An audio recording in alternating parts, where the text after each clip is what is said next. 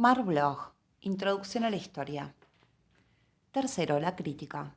1. Bosquejo de una historia del método crítico. Hasta los más ingenuos policías saben que no debe creerse sin más a los testigos, sin perjuicio, por otra parte, de no sacar siempre de este conocimiento teórico el partido necesario. De la misma manera, hace mucho que se está de acuerdo en no aceptar ciegamente todos los testimonios históricos. Nos lo ha enseñado una experiencia casi tan vieja como la humanidad. Más de un texto se da como perteneciente a una época y a un lugar distintos de los que realmente les corresponden. No todas las narraciones son verídicas y a su vez las huellas materiales pueden ser falsificadas. En la Edad Media, ante la abundancia de las falsificaciones, la duda fue muchas veces un reflejo natural de defensa. Con tinta cualquiera puede escribir cualquier cosa, exclamaba en el siglo XI un hidalgo lorenés en un litigio contra unos frailes que presentaban contra él pruebas documentales. La donación de Constantino, sorprendente elucubración que un clérigo romano del siglo VIII atribuyó al primer César cristiano, fue, 3 siglos más tarde, puesta en duda por los que rodeaban al muy piadoso emperador Otón III. Las falsas reliquias se han vendido desde que hubo reliquias. Sin embargo, el escepticismo, como principio, no es una actitud intelectual más estimable ni más fecunda que la credulidad con la que, por otra parte, se combina fácilmente en muchos espíritus simplistas. Conocí durante la otra guerra a un honrado veterinario que, desde luego, con alguna apariencia de razón, se rehusaba sistemáticamente a creer cualquier noticia dada por la prensa. Pero si un compañero ocasional le contaba de viva voz cualquier estupefaciente falsedad, mi hombre la aceptaba como artículo de fe. De la misma manera, la crítica basada únicamente en el sentido común, que fue, durante mucho tiempo, la única practicada y que todavía seduce a ciertos espíritus, no podía llevarnos muy lejos. ¿Qué es, en efecto, las más de las veces, este pretendido sentido común? Nada más que un compuesto de postulados no razonados y de experiencias apresuradamente generalizadas. Trátase del mundo físico, se negaron los antípodas, se niega el universo einsteiniano. Se consideró fabulosa la narración de Heródoto, según la que, dándose vuelta al África, los navegantes veían un día el punto de salida del sol pasar de su derecha a su izquierda. Trátase de actos humanos. Lo peor es que las observaciones que se elevan a lo eterno están forzosamente tomadas, de prestado, a un momento cortísimo de la duración del tiempo, el nuestro. Ahí reside el principal vicio de la crítica volteriana, por otra parte tantas veces penetrante. No solamente las extravagancias individuales son de todos los tiempos. Más de un estado de ánimo, común en el pasado, nos parece extraño porque ya no lo sentimos. El sentido común parece prohibirnos aceptar que el emperador Otón I haya podido suscribir, en favor de los papas, concesiones territoriales inaplicables que desmentían sus actos anteriores y que los que le siguieron no tomaron nunca en cuenta. Sin embargo, hay que creer que no tenía el espíritu construido del todo como nosotros, ya que el privilegio es incontestablemente auténtico, porque entonces existía entre el escrito y la acción una distancia cuya extensión nos sorprende hoy. El verdadero progreso surgió el día en que la duda se hizo examinadora, como decía Volney, cuando las reglas objetivas, para decirlo en otros términos, elaboraron poco a poco la manera de escoger entre la mentira y la verdad. El jesuita Paybrook, a quien la lectura de las vidas de santos había inspirado una incoercible desconfianza hacia la herencia de toda la Edad Media, tenía por falsos todos los diplomas merovingios conservados en los monasterios. No, le contestó en sustancia Mabillon, existen, incontestablemente, diplomas fabricados de la primera a la última letra, otros rehechos o interpolados, pero también los hay auténticos, y aquí cómo es posible distinguir unos de otros. Aquel año, 1681, el año de la publicación de Re Diplomatica, en verdad gran fecha en la historia del espíritu humano, fue definitivamente fundada la crítica de los documentos de archivo. Ese fue, por otra parte, de todas maneras, el momento decisivo en la historia del método crítico. El humanismo de la edad precedente había tenido sus veleidades y sus intuiciones, pero no había ido más lejos. Nada es más característico a este respecto que un trozo de los ensayos en el que Montaigne justifica a Tácito por haber citado los prodigios. Cosa es, dijo, de teólogos y filósofos el discutir las creencias comunes. Los historiadores no tienen más que recitar lo que las fuentes ofrecen. Que nos den la historia según la reciben y no según la estiman. En otros términos, una crítica filosófica es perfectamente legítima si se apoya sobre cierta concepción del orden natural o divino y se sobreentiende desde luego que Montaigne no acepta, por su parte, los milagros de Vespasiano, al igual que otros muchos. Pero no comprende visiblemente cómo sería posible el examen, específicamente histórico, de un testimonio tomado como tal. La doctrina de las investigaciones se elaboró únicamente en el curso del siglo XVIII, siglo del que no se aprecia siempre la grandeza tal como se debiera, y especialmente la de su segunda mitad. Los hombres de ese tiempo tuvieron conciencia de ello. Fue un lugar común, entre 1680 y 1690, denunciar como una moda pasajera el pirronismo de la historia. Dícese, escribe Michel de Vasseur, comentando este término, que la rectitud del espíritu consiste en no creer a la ligera y en saber dudar varias veces de lo mismo. La propia palabra crítica, que no había designado hasta entonces por lo general, sino un juicio del gusto, pasa entonces a adquirir el sentido casi nuevo de prueba de veracidad. No se usa al principio sino con excusas, porque no corresponde por completo a los distinguidos usos del tiempo y todavía tiene cierto sabor técnico. Sin embargo, va ganando terreno. Bossuet la tiene prudentemente a distancia. Cuando habla de nuestros autores críticos, se adivina cierto alzamiento de hombros. Pero Richard Simon le incluye en el título de casi todas sus obras. Los más avisados nos engañan. Lo que ese nombre anuncia es el descubrimiento de un método de aplicación casi universal. La crítica, esa especie de antorcha que nos ilumina y nos conduce por las rutas oscuras de la antigüedad, haciéndonos distinguir lo verdadero de lo falso, tal como escribe Élyse Dupin. Y Bayle, todavía con mayor claridad. M. Simon ha esparcido en esa nueva contestación varias reglas de crítica que pueden servir no solamente para entender las escrituras, sino también para leer con aprovechamiento muchas otras obras. Confrontemos algunas fechas de nacimiento. Paybrook, que si se equivocó acerca de las cartas de concesión, no por ello deja de tener un puesto de primera fila entre los fundadores de la crítica aplicada a la historiografía, 1628. Mabillon, 1632. Richard Simon, cuyos trabajos dominan los principios de la exégesis bíblica, 1638. Añádase, fuera de la corte de los eruditos propiamente dichos, a Spinoza. El Spinoza del Tratado Teológico Político, auténtica obra maestra de crítica filológica e histórica. Una vez más, 1632.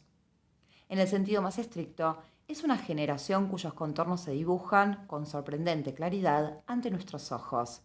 Pero precisemos más. Es exactamente la generación que ve la luz en el momento en que aparece el discurso del método. No digamos, una generación de cartesianos.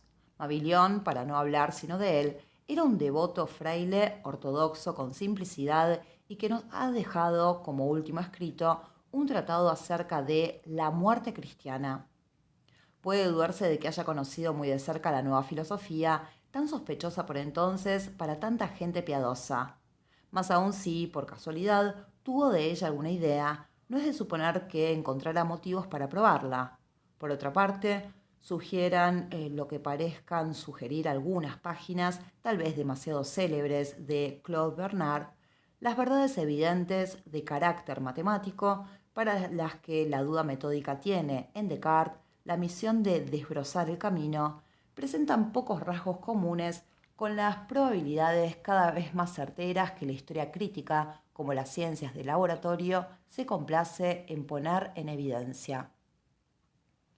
Pero para que una filosofía impregne toda una época, no es necesario que obre exactamente según su letra, ni que la mayoría de los espíritus sufran sus efectos más que por una especie de ósmosis, muchas veces semiconsciente. Tal como la ciencia cartesiana, la crítica del testimonio histórico no hace caso de la creencia. Al igual que la ciencia cartesiana también, no procede a este implacable derribo de todos los viejos puntales, sino para lograr nuevas certidumbres o de grandes probabilidades en lo sucesivo debidamente experimentadas. En otros términos, la idea que le inspira supone una vuelta casi total de los antiguos conceptos de la duda. Que sus mordeduras parecieran un sufrimiento o que se hallara en ella, por el contrario, no se sabe qué dulzura. Lo cierto es que la duda no había sido considerada hasta aquel entonces, sino como una actitud mental puramente negativa, como una sencilla ausencia. Desde entonces se estima que, racionalmente conducida, puede llegar a ser un instrumento de conocimiento. Es una idea que se sitúa en un momento muy preciso de la historia del pensamiento.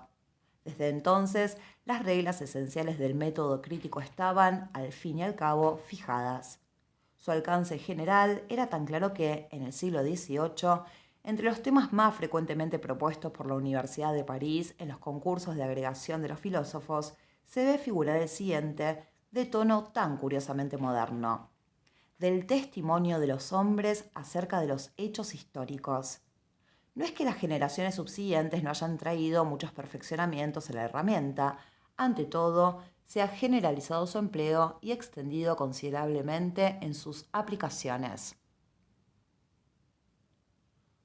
Durante mucho tiempo las técnicas de la crítica se practicaron de manera ininterrumpida, casi exclusivamente por un puñado de eruditos, exégetas y curiosos.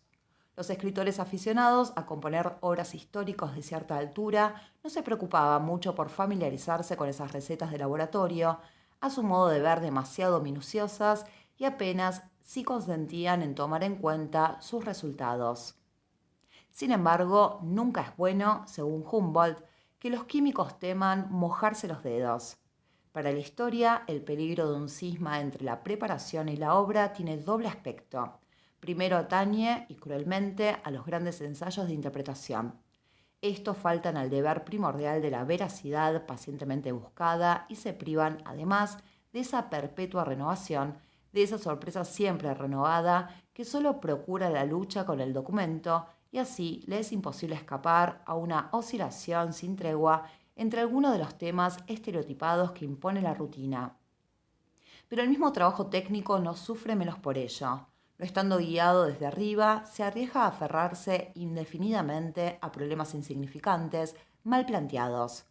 Que no hay peor dispendio que el de la erudición cuando rueda en el vacío, ni soberbia peor colocada que el orgullo de una herramienta cuando se toma por un fin en sí misma. El concienzudo esfuerzo del siglo XIX luchó valientemente contra estos peligros. La escuela alemana, Renan, Fustel de Coulanges, devolvieron a la erudición su rango intelectual. El historiador fue traído de nuevo a su banco de artesano. Sin embargo, ¿se ha ganado la partida? Se necesitaría mucho optimismo para creerlo. Demasiadas veces el trabajo de investigación continúa marchando a la aventura sin escoger razonablemente sus puntos de aplicación. Ante todo, la necesidad crítica no ha conseguido todavía conquistar plenamente la opinión de las gentes honradas, en el viejo sentido del vocablo, cuyo sentimiento es, sin duda, necesario a la higiene moral de toda ciencia y particularmente indispensable a la nuestra. ¿Cómo, si el objeto de nuestro estudio son los hombres y estos no nos entienden, no tener el sentimiento de que no cumplimos nuestra misión sino a medias? Por otra parte, tal vez en realidad no lo hayamos cumplido perfectamente. El esoterismo huráneo en el que persisten en encerrarse a veces los mejores de los nuestros, la preponderancia del triste manual en nuestra producción de lectura corriente, en que la obsesión de una enseñanza mal concebida sustituye a la verdadera síntesis, el singular pudor que parece prohibirnos poner bajo los ojos de los profanos los nobles titubeos de nuestros métodos al salir del taller, todas esas malas costumbres nacidas de la acumulación de prejuicios contradictorios, comprometen una hermosa causa. Conspiran para entregar sin defensa la masa de los lectores a los falsos brillos de una pretendida historia, de la cual la ausencia de seriedad, el pintoresquismo de pacotilla y los prejuicios políticos piensan redimirse con una inmodesta seguridad. Maurras, Bainville o Plejanov afirman allí donde Fustel de Coulanges o Pirenne hubiesen dudado. Entre la encuesta histórica, tal como se hace o se aspira a hacer, y el público que la lee, subsiste un malentendido incontestable. No por poner en juego ambas partes divertidas equivocaciones, es el menos significativo de estos síntomas la gran querella de las notas. El margen inferior de las páginas ejerce, en muchos eruditos, una atracción que lleva al vértigo. Es absurdo llenar los blancos como lo hacen, con notas bibliográficas que una lista puesta al principio del volumen, por lo general, hubiese hecho de innecesarias. O, aún peor, relegar allí, por pura pereza, largos desarrollos cuyo sitio estaba indicado en el cuerpo mismo de la exposición, de manera que es, a veces, en el sótano donde hay que buscar lo más útil de esas obras. Pero cuando algunos lectores se quejan de que la menor línea puesta bajo el texto les hace dar vueltas a la cabeza, cuando ciertos editores pretenden que sus compradores, sin duda menos hipersensibles en realidad que los pintan, sufren el martirio a la vista de cualquier página así deshonrada, esos delicados prueban sencillamente su impermeabilidad a los preceptos más elementales de una moral de la inteligencia. Porque, fuera de los libres juegos de la fantasía, una afirmación no tiene derecho a producirse sino condición de poder ser comprobada. Y un historiador, si emplea un documento, debe indicar, lo más brevemente posible, su procedencia, es decir, el medio de dar con él, lo que equivale a someterse a una regla universal de probidad. Nuestra opinión, emponzoñada de dogmas y de mitos, aún la más antigua de las luces, ha perdido hasta el gusto de la comprobación. El día en que, habiendo tenido ante todo el cuidado de no hacerla odiosa con una inútil pedantería, logremos persuadirla para que mida el valor de un conocimiento por su prisa en enfrentarse de antemano a la refutación, entonces, y solo entonces, las fuerzas de la razón ganarán una de sus más espléndidas victorias. En prepararla trabajan nuestras humildes notas, nuestras pequeñas referencias, de las que se burlan hoy, sin entenderlas, tantos brillantes ingenios. Los documentos manejados por los primeros eruditos eran, la mayor parte de las veces, escritos que se presentaban o que eran presentados tradicionalmente como de un autor o de un tiempo dado y que contaban deliberadamente tales o cuales acontecimientos. ¿Decían verdad? ¿Eran de Moisés los libros calificados de mosaicos, de Clovis los diplomas que llevaban su apellido? ¿Qué valían las narraciones del Éxodo o las de vidas de los santos? Ese era el problema. Pero a medida que la historia ha sido llevada a ser un empleo cada vez más frecuente de los testimonios involuntarios, dejó de poder limitarse a calibrar las afirmaciones explícitas de los documentos. Fue necesario también sonsacarles los informes que al parecer no podían suministrar. Y las reglas críticas que habían servido en el primer caso se mostraron igualmente eficaces en el segundo. Tengo a mano un lote de cartas de otorgamiento de la Edad Media. Algunas están fechadas, otras no. Donde figura la indicación será necesario comprobarla porque la experiencia prueba que puede ser falsa. Si falta, lo que importa es restablecerla. En ambos casos servirán los mismos medios, por la escritura, si se trata de un original, por el estado de la latinidad, por las instituciones a las que hace alusión y el aspecto general del dispositivo. Se puede suponer que un acta concuerda con los usos notariales conocidos de las proximidades del año 1000. Si el documento se da como de la época merovingia, el fraude queda al descubierto. ¿Carece de fecha? Por los medios anteriores la hemos establecido aproximadamente. De la misma manera, el arqueólogo, si se propone clasificar por edades y por civilizaciones herramientas prehistóricas o descubrir falsas antigüedades, examina, confronta, distingue las formas o los procedimientos de fabricación, opera según reglas absolutamente semejantes. El historiador no es, o es cada vez menos ese juez de instrucción arisco y malhumorado cuya imagen desagradable nos impondrían ciertos manuales de iniciación a poco que nos descuidáramos.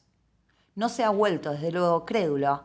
Sabe que sus testigos pueden equivocarse y mentir, pero ante todo se esfuerza por hacerles hablar, por comprenderlos.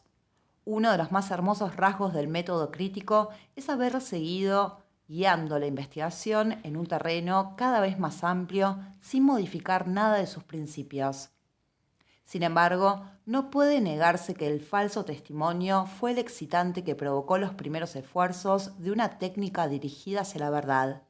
Sigue siendo el punto desde el cual ésta debe necesariamente partir para desarrollar sus análisis.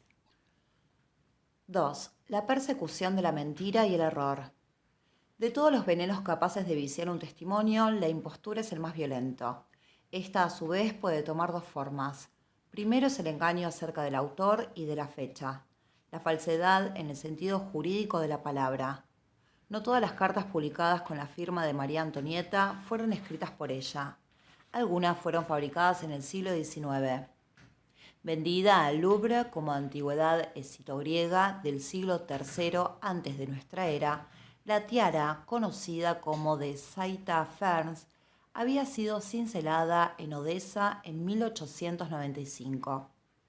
Viene luego el engaño sobre el fondo. César, en sus comentarios, cuya paternidad no puede serle discutida, deformó mucho a sabiendas y omitió mucho. La estatua que se enseña en San Dionisio como la de Felipe el Atrevido es la figura funeraria de ese rey, tal como fue ejecutada después de su muerte, pero todo indica que el escultor se limitó a reproducir un modelo convencional que no tiene de retrato sino el nombre. Esos dos aspectos de la mentira plantean problemas muy distintos, cuyas soluciones también lo son. No hay duda de que la mayoría de los escritos, dados bajo un nombre supuesto, mienten también por su contenido. Los protocolos de los sabios de Sion, además de no ser de los sabios de Sion, se apartan en su sustancia lo más posible de la realidad. Si un sedicente diploma de Carlomagno, tras su examen, se revela fabricado 2 o 3 siglos más tarde, puede apostarse que las generosidades que en él se atribuyen al emperador han sido también inventadas. Sin embargo, esto no puede admitirse de antemano, porque ciertas actas fueron rehechas con el solo fin de repetir disposiciones de otras absolutamente auténticas que se habían perdido. Excepcionalmente, un documento falso puede decir verdad. Debiera ser superfluo recordar que, al revés, testimonios insospechables en cuanto a su proveniencia no son por necesidad testimonios verídicos. Pero antes de aceptar un documento como auténtico, los eruditos se esfuerzan tanto por pesarlo en sus balanzas que no siempre tienen el estoicismo de criticar después sus afirmaciones. La duda vacila ante escritos que se presentan al abrigo de garantías jurídicas impresionantes, actas públicas o contratos privados, por poco que estos últimos hayan sido solemnemente revalidados. Sin embargo, ni los unos ni los otros son dignos de mucho respeto. El 21 de abril de 1834, antes del proceso de las sociedades secretas, escribía Thiers al prefecto del Bajo Rin: le recomiendo el mayor cuidado en su aportación de documentos para el gran proceso que va a instruirse. Lo que importa dejar bien claro es la correspondencia de todos los anarquistas, la íntima conexión de los acontecimientos de París, Lyon y Estrasburgo, en una palabra, la existencia de una vasta conjuración que abarca a Francia entera. He aquí, incontestablemente, una documentación oficial bien preparada. En cuanto al espejismo de las cartas debidamente selladas, debidamente fechadas, la menor experiencia del presente basta para disiparlo. Nadie lo ignora. Las actas notariales más regularmente establecidas están llenas de inexactitudes voluntarias y recuerdo que hace mucho tiempo puse una fecha anterior a la real, por orden, con mi firma, al pie de un expediente mandado hacer por una de las grandes administraciones del Estado. Evidentemente, nuestros padres no tenían mayores escrúpulos. Dado tal día, en tal lugar, léese al pie de los diplomas reales. Pero consúltense las notas de viaje de un soberano. Se verá que más de una vez estaba en realidad ese día a varias leguas del lugar señalado. Innumerables actas de manuvención o manumisión de siervos que nadie, de ninguna manera, puede calificar de falsas, fueron concedidas por pura caridad cuando podemos suponer que fueron otorgadas por afán de libertad.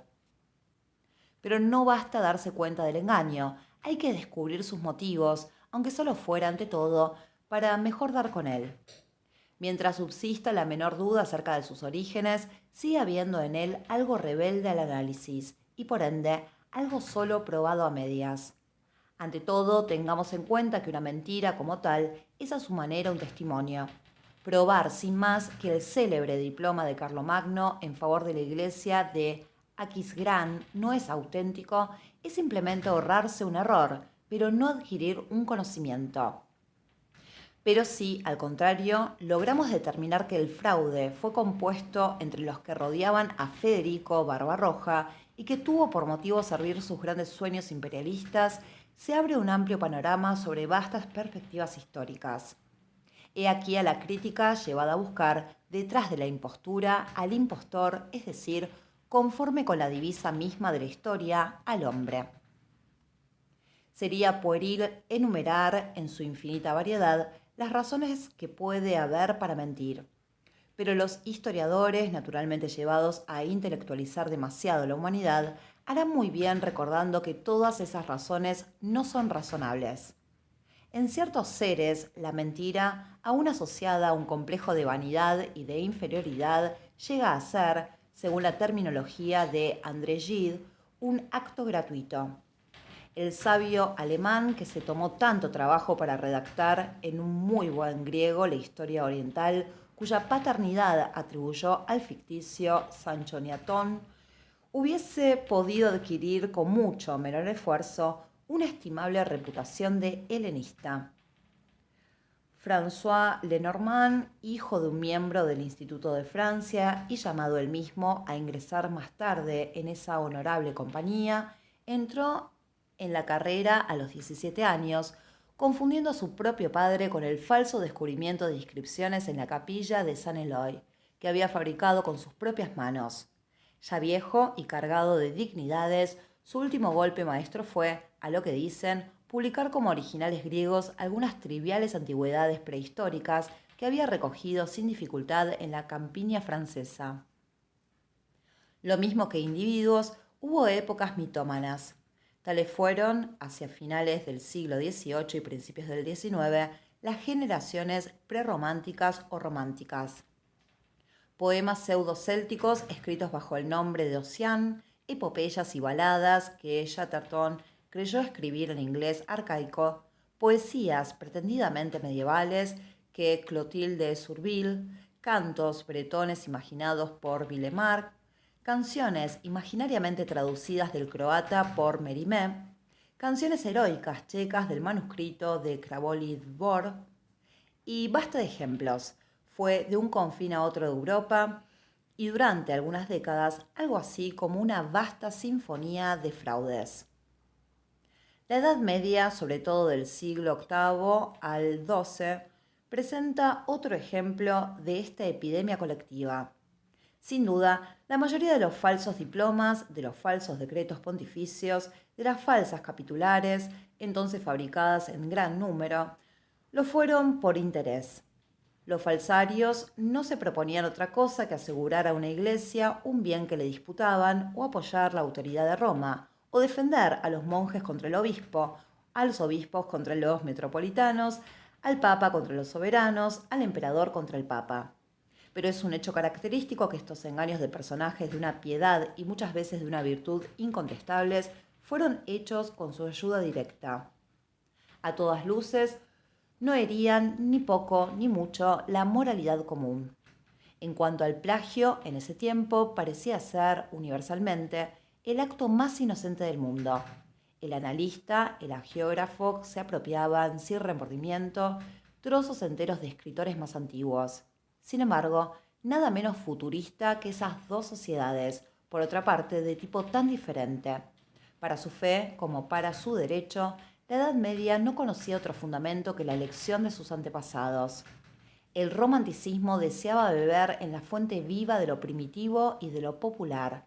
Así pues, los períodos más unidos a la tradición fueron los que se tomaron más libertades con su herencia, como si, por una singular revancha de una irresistible necesidad de creación, a fuerza de venerar el pasado, fueran naturalmente llevados a inventarlo. En el mes de julio de 1857, el matemático Michel Chasles puso en conocimiento de la Academia de Ciencias un lote de cartas inéditas de Pascal que le habían sido vendidas por su proveedor habitual, el ilustre falsario Bran Lucas.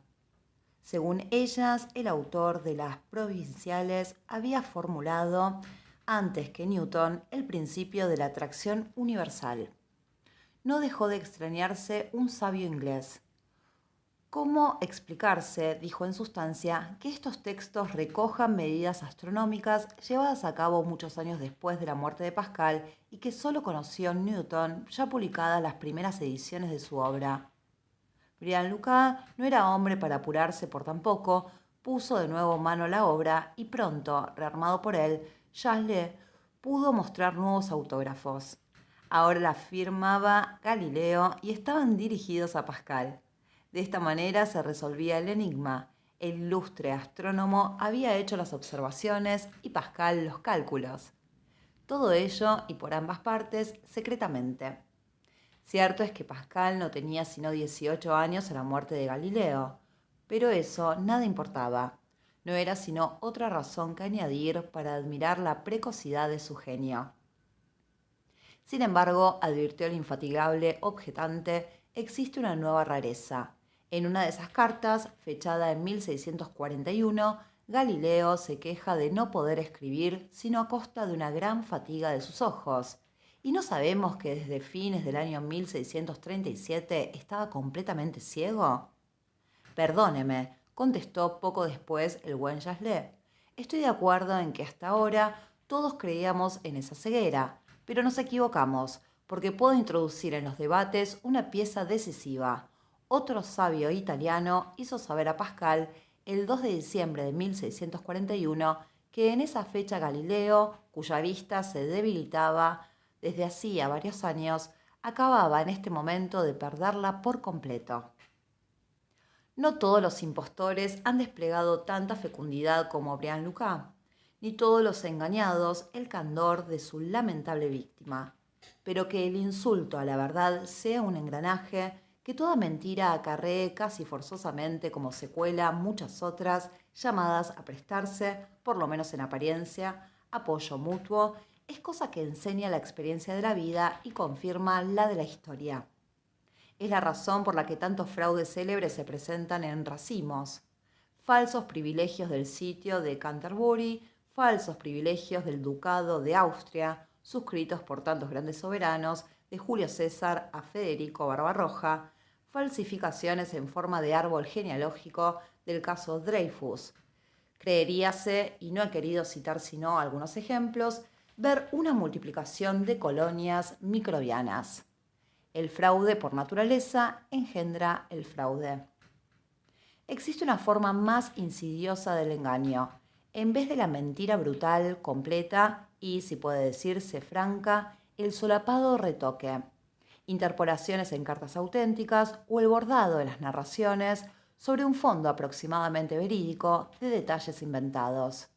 Se interpola generalmente por interés, se borda muchas veces para adornar. Los daños que una estética falaz ejerció sobre la historiografía antigua o medieval han sido denunciados muchas veces. La parte que les corresponde no es tal vez mucho menor que la que puede observarse en nuestra prensa.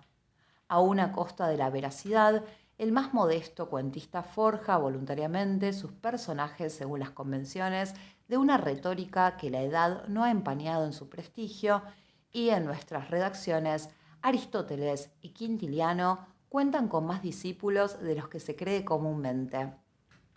Algunas condiciones técnicas parecen favorecer estas deformaciones. Cuando el espía Bolo fue condenado a muerte en 1917, un periódico publicó, a lo que dicen el 6 de abril, los detalles de la ejecución que, primero fijada para esta fecha, no tuvo lugar sino 11 días más tarde. El periodista había escrito su relato con anticipación y, persuadido de que el acontecimiento sucedería el día previsto, creyó inútil comprobarlo. Ignoro lo que valga la anécdota. Sin duda, equivocaciones tan grandes son excepcionales, pero teniendo en cuenta que el original debe ser entregado a tiempo, los reportajes de sucesos previstos son, a veces, preparados de antemano. Suponer la repetición de hechos parecidos no es inverosímil. Estamos convencidos de que la urdimbre será modificada si se observa que se refiere a hechos importantes, pero puede dudarse que se retoquen notas accesorias si éstas se juzgan necesarias al color local, con la seguridad de que a nadie se le ocurrirá comprobarlas. Por lo menos es lo que un profano cree entrever. Sería de desear que un hombre del oficio aportase al tema luces sinceras. Desgraciadamente, los periódicos no han dado todavía con su mavillón. Lo seguro es que la obediencia a un código un tanto pasado de moda, de conveniencia literaria, el respeto a una psicología estereotipada, la pasión por lo pintoresco, no perderá muy pronto su sitio en la galería de los fabricantes de mentiras. De la simulación pura y simple al error enteramente involuntario, existen muchos matices, aunque solo sea en razón de la fácil metamorfosis con que el embuste más burdo y sincero se trueca si la ocasión es propicia en mentira habitual. Inventar supone un esfuerzo que repugna a la pereza espiritual, común a la mayoría de los hombres. ¿No es más cómodo aceptar complacidamente una ilusión espontánea en su origen que halaga el interés del momento? Véase el célebre episodio del avión de Nuremberg. A pesar de que el asunto nunca fue perfectamente aclarado, parece ser que un avión comercial francés voló sobre la ciudad algunos días antes de la declaración de guerra. Es posible que se le tomara por un avión militar. No es inverosímil suponer que en una población ya presa de los fantasmas de una guerra próxima, cundiera la noticia de que había arrojado bombas. Sin embargo, es evidente que no fueron lanzadas, que los gobernantes del Imperio Alemán poseían todos los medios para deshacer ese rumor y que, acogiéndolo sin comprobación para transformarlo en motivo de guerra, mintieron. Pero tal vez sin haber tenido primero una conciencia muy clara de su impostura. El absurdo rumor fue creído porque era útil creerlo. De todos los tipos de mentira, el que se crea a sí mismo no es de los menos frecuentes, y la palabra sinceridad recubre un concepto poco claro que no debe manejarse sin considerar muchos matices. No es menos cierto que muchos testigos se equivocan de buena fe. He aquí, pues, llegado el momento para el historiador de aprovechar los excelentes resultados que dan, desde hace algunas décadas, la observación in vivo que ha forjado una disciplina casi nueva, la psicología del testimonio. En la medida en que nos interesa, las adquisiciones esenciales parecen ser las que siguen. Si se cree a Guillaume de Saint-Thierry, su discípulo y amigo San Bernardo se extrañó mucho un día al saber que en la capilla en la que siendo un joven monje seguía cotidianamente los oficios divinos, la parte alta del altar se abría en 3 ventanas y siempre se había imaginado que no existía más que una. Acerca de ello, a su vez, se extraña y admira el agiógrafo. Semejante desprendimiento de las cosas de la tierra, ¿no presagiaba a un perfecto servidor de Dios? Sin duda, Bernardo parece haber sido de una distracción poco común. Si es cierto que, tal como se cuenta, le sucedió más tarde andar durante todo un día por las orillas del lago Lehmann sin darse cuenta de ello. Pero para equivocarse tan groseramente acerca de las realidades que nos debieran ser más conocidas, parece que no se necesita ser un príncipe de la mística. Los alumnos del profesor Claparède en Ginebra, a resultas de unas célebres experiencias, fueron tan incapaces de describir correctamente el vestíbulo de su universidad como el doctor de palabra de miel la iglesia de su monasterio. La verdad es que en la mayoría de los cerebros el mundo circundante no halla sino mediocres aparatos registradores. Añádase que, no siendo los testimonios en verdad sino la expresión de recuerdos, los errores primeros de la percepción se exponen siempre a complicarse con errores de la memoria, la resbaladiza memoria que ya denunciaba uno de nuestros viejos juristas. En algunos espíritus la inexactitud cobra aspectos verdaderamente patológicos. ¿Sería demasiado irreverente proponer para esta psicosis la denominación de enfermedad de Lamartine? Como todos saben, estas mismas personas no son de ordinario las menos prontas a afirmar. Pero si existen testigos más o menos sospechosos y seguros, la experiencia prueba que no se encuentran otros cuyos dichos sean igualmente dignos de fe acerca de todos los temas y en todas circunstancias. En sentido absoluto, no existe el buen testigo. No hay más que buenos o malos testimonios. Dos órdenes de causas, principalmente, alteran hasta en el hombre mejor dotado la veracidad de las imágenes cerebrales. Unas dependen del estado momentáneo del observador, la fatiga, por ejemplo, o la emoción. Otras, del grado de su atención. Con pocas excepciones, no se ve, no se oye bien, sino lo que se quiere percibir. Si un médico se acerca al lecho de un enfermo, es de creerle con mayor seguridad acerca del aspecto de su paciente que ha examinado detenidamente que sobre los nobles o muebles de la alcoba, sobre los que probablemente no lanzó sino miradas distraídas. Así, a pesar de un prejuicio bastante común, los objetos más familiares, como para San Bernardo la capilla del Cister, cuentan ordinariamente entre los más difíciles de describir con precisión, porque la familiaridad lleva consigo casi necesariamente la indiferencia. Además, muchos acontecimientos históricos no han podido ser observados sino en momentos de violenta conmoción emotiva o por testigos cuya atención fuera solicitada demasiado tarde, si había sorpresa o retenida por las preocupaciones de la acción inmediata, era incapaz de fijarse suficientemente en aquellos rasgos a los que el historiador atribuiría hoy, y con sobrada razón, un interés preponderante. Son célebres algunos casos. El primer disparo que se oyó el 25 de febrero de 1848 frente al Ministerio de Relaciones Exteriores y que señaló el principio del motín del que debía a su vez salir la revolución, ¿fue hecho por el ejército o por la multitud? Lo más probable es que no lo sepamos nunca. ¿Cómo, pues, por otra parte, tomar en serio los grandes trozos descriptivos, las pinturas minuciosas de los trajes, de los gestos, de las ceremonias, de los episodios guerreros hechos por los cronistas? ¿Por qué rutina obstinada se puede conservar la menor ilusión acerca de la veracidad de todo ese baratillo del que se nutre la morralla de los historiadores románticos cuando, a nuestro alrededor, ni un solo testigo puede acordarse exactamente en su integridad de los detalles sobre los que se ha interrogado tan ingenuamente los viejos autores? A lo más, estos cuadros nos dan el decorado de las acciones tal como se las suponía en los tiempos del escritor. Ello es muy instructivo, pero no es el tipo de informes que los aficionados a lo pintoresco piden generalmente a sus fuentes. Conviene ver, sin embargo, qué conclusiones, tal vez pesimistas, pero únicamente en apariencia, imponen en lo sucesivo a nuestros estudios estas observaciones. No llegan a la estructura elemental del pasado. El dicho de Bayle sigue siendo justo. Nunca se objetará nada que valga la pena contra la verdad de que César venció a Pompeyo y, sea cual sea el principio que se quiera discutir, no se hallará, por mucho que se busque, cosa más inquebrantable que esta proposición. César y Pompeyo existieron y no fueron una simple modificación del alma de los que escribieron su vida.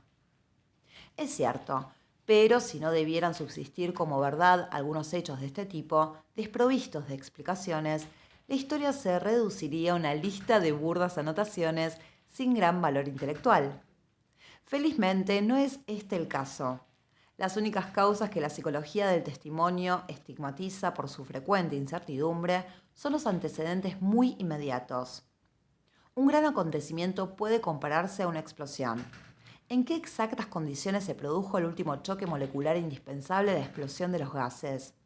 Bueno será a menudo resignarlos a ignorarlo. Eso es lamentable, sin duda. ¿Pero acaso los químicos están en mucho mejor situación? Lo que, sin embargo, no impide que la composición de la mezcla detonante sea perfectamente susceptible de análisis. La revolución de 1848 que por una extraña aberración algunos historiadores han creído poder citar como el prototipo de un acontecimiento fortuito, fue claramente determinada por numerosos factores muy diversos y muy activos, y desde el primer momento, Tocqueville pudo entrever cuáles fueron los que la habían preparado desde hacía mucho tiempo. ¿Qué fue el tiroteo del Boulevard de las Capuchinas sino la última chispa necesaria? Ya veremos cómo las causas próximas no se ocultan solo a la observación de nuestros interrogados, sino también a la nuestra. Ellas constituyen en sí la parte privilegiada de lo imprevisible, del azar, en la historia. Podemos consolarnos sin demasiada pena de que los achaques de los testimonios se disimulen generalmente a los más sutiles de nuestros instrumentos. Aunque fuesen mejor conocidos, su encuentro con las grandes cadenas causales de la evolución representaría el residuo de mentiras que nuestra ciencia no logrará jamás eliminar ni tiene el derecho de pretenderlo. En cuanto a los resortes íntimos de los destinos humanos, a las vicisitudes de la mentalidad o de la sensibilidad, de las técnicas, de la estructura social o económica, los testigos que interroguemos no estarán sujetos a las fragilidades de la percepción momentánea. Por un feliz acuerdo que ya Voltaire había entrevisto, lo que hay en la historia de más profundo pudiera ser también lo que hay de más seguro. Eminentemente variable de individuo a individuo, la facultad de observación no es tampoco una constante social. Algunas épocas están más desprovistas de ella que otras. Por mediocre que sea, por ejemplo, hoy y en la mayoría de los hombres, la apreciación de los números ya no falta tan universalmente como entre los cronistas medievales. Nuestra percepción, como nuestra civilización, se ha impregnado de matemáticas. Sin embargo, si los errores del testimonio fueran determinados, en último análisis, solo por las debilidades de los sentidos o de la atención, el historiador no tendría en suma más que abandonar su estudio al psicólogo. Pero más allá de estos pequeños accidentes cerebrales, de naturaleza bastante común, muchos de los errores se remontan a causas mucho más significativas de una atmósfera social particular. Por esta razón, adquieren a menudo, a su vez, como la mentira, un valor documental. En el mes de septiembre de 1917, el regimiento de infantería al que yo pertenecía se encontraba en las trincheras del Camino de las Damas, al norte de la pequeña ciudad de Brest. Como consecuencia de un golpe de mano, hicimos un prisionero. Era un reservista, de oficio comerciante, originario de Bremen, junto al Weser. Poco tiempo después nos llegó una curiosa historia de la retaguardia. ¡Qué maravilloso es el espionaje alemán! Venían a decir, poco más o menos, esos camaradas bien informados. Se ataca uno de sus pequeños puestos en el corazón mismo de Francia. ¿Qué se encuentra? Un comerciante establecido durante los años de paz a unos kilómetros de allí, en Bresne. El despropósito aparece claro. Nota. En francés, Brême, nombre francés de Bremen o Brema, y Brest se pronuncian casi igual. Fin de nota. Sin embargo, guardémonos de tomarlo demasiado a la ligera. ¿Se tratará sin más de un error del oído? Sería, de todas maneras, expresarse con bastante inexactitud porque, mejor que mal oído, el nombre verdadero había sido, sin duda, mal comprendido. Generalmente desconocido, no llamaba la atención. Pero hay más. En este primer trabajo de interpretación se hallaba ya implicado otro, igualmente inconsciente. La imagen, muchas veces verídica, de las astucias alemanas se había popularizado en innumerables narraciones y halagaba vivamente la sensibilidad folletinesca de las masas. La sustitución de Brem por Bresne armonizaba a maravilla con esa obsesión y no podía dejar de imponerse, en cierto modo, espontáneamente. Tal es el caso del gran número de deformaciones de testimonios. El error está casi siempre orientado de antemano. Sobre todo, no se esparce, no toma vida, sino condición de estar de acuerdo con los prejuicios de la opinión común. Entonces, se convierte en el espejo donde la conciencia colectiva contempla sus propios rasgos. Muchas casas belgas tienen, en sus fachadas, aberturas estrechas destinadas a facilitar a los pintores la colocación de sus andamios. En 1914, los soldados alemanes jamás hubieran soñado ver tantas troneras en esos inocentes artificios de albanil, confundiéndolos con puestos para los francotiradores, ni su imaginación no hubiese estado alucinada desde hacía mucho tiempo atrás por el temor de las guerrillas.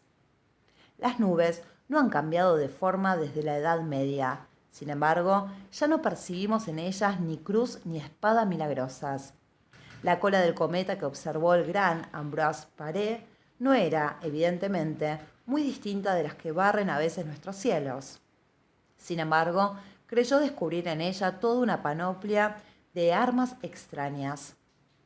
La obediencia al prejuicio universal había triunfado de la acostumbrada exactitud de su mirada y su testimonio, como tantos otros, no nos informa de lo que vio en realidad, sino de lo que, en su tiempo, se creía natural ver. Sin embargo, para que el error de un testigo venga a ser el de muchos hombres, para que una observación equivocada se metamorfosee en falso rumor, es necesario que el estado de la sociedad favorezca esa difusión. Todos los tipos sociales no le son, ni mucho menos, igualmente propicios. Acerca de ello, los extraordinarios avatares de la vida colectiva que nuestras generaciones han conocido constituyen otras tantas admirables experiencias. Las del momento actual, a decir verdad, son demasiado cercanas para permitir todavía un análisis exacto. Pero la guerra de 1914 a 1918 permite otra perspectiva.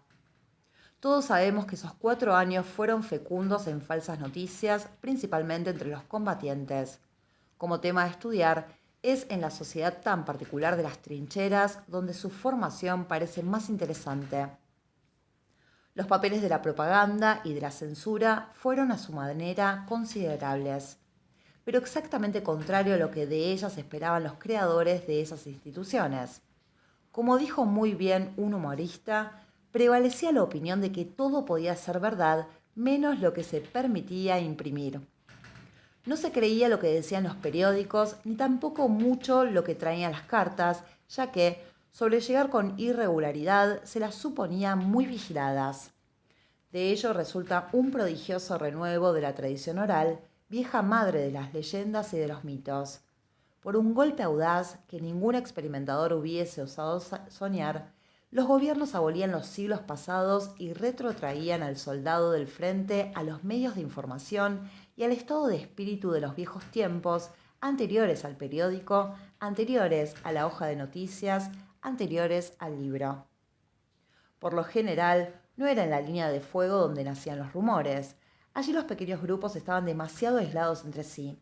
Al soldado no se le permitía desplazarse sin orden expresa. Por otra parte, no hubiera podido hacerlo las más de las veces sino con peligro de su vida. En ciertos momentos circulaban viajeros intermitentes, agentes de enlace, telefonistas que reparaban sus líneas, observadores de artillería, pero esos importantes personajes tenían pocas relaciones con el soldado raso.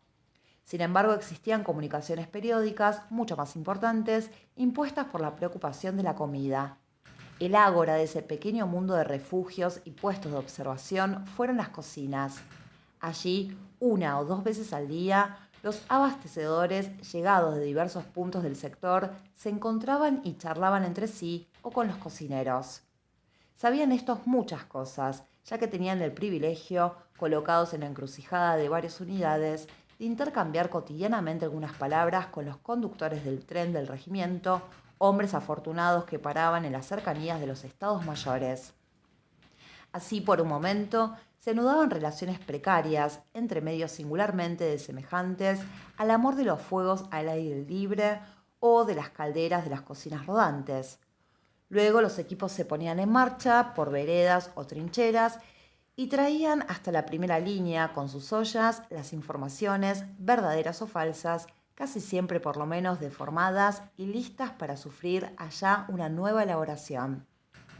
Sobre los planos directivos, un poco detrás de los trazos enlazados que dibujaban las posiciones de vanguardia, hubiese podido sombrearse un espacio continuo, la zona de formación de las leyendas. La historia ha conocido más de una sociedad regida en gran escala por condiciones análogas, con la diferencia de que, en vez de ser el efecto pasajero de una crisis excepcional, representaban la trama normal de la vida. Allí también la transmisión oral era casi la única eficaz.